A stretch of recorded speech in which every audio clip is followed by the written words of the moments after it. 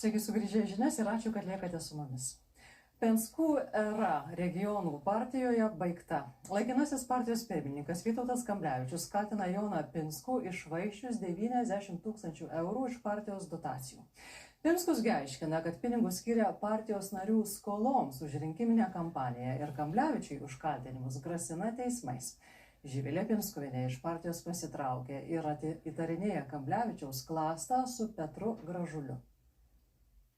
Aš noriu paklausti, kiek jūs susigaudot. Šitas laikraštis gal kainuoja eurą, nekainuoja? Regionų partijoje verda konfliktai. Laikinasis partijos pirmininkas reiškia atvirus kaltinimus buvusiam partijos pirmininkui Jonui Pinskui, kad šis iššvaistė 90 000 eurų iš partijos gautos dotacijos. Pirmininkas be valdybos, be tarybos reiškia sprendimo savališkai pinigus per 3 dienas išleido. Pats Pinskus aiškina, kad pinigus skyrė visų partijos narių skoloms už rinkiminę kampaniją padengti. Pinskus sako, kad tam neprireikė ir minimų 3 dienų.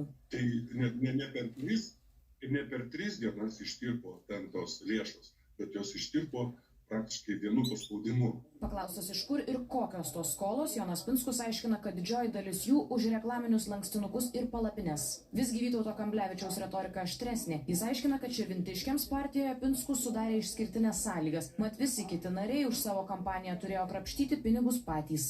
Šitiem fūrom vežiojo jų agitaciją, o mūsų šitie 63 skyriai liko durnio vietoj. Ant savo tų vadinamų 2-3 tūkstančių. O daugiausiai, pasak laikinojo partijos pirmininko, čia pinigų iššvaistė pati Živilė Pinskuvienė. Vien melagystės. Pati savęs kompromitavo. Dar tiesa, kad jį būtų įdomiau, aš jums tai parodysiu man. Tik šiandien. Rezervuotė. Tik šiandien. Dabar aš papuolą į 16 rajonų, vien tik širvintų reiškia šiek žmonės. Duodu privaziją, tauragės žmogaus čia nėra.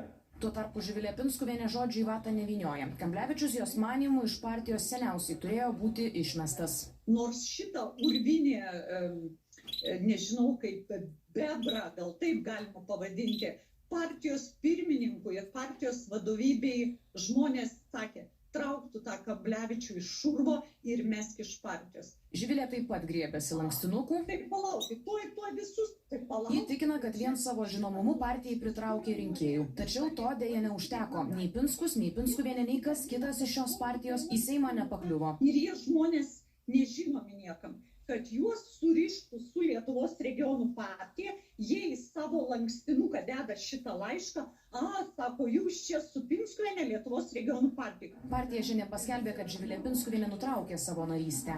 Pas mane jinai tokia emocijos daug.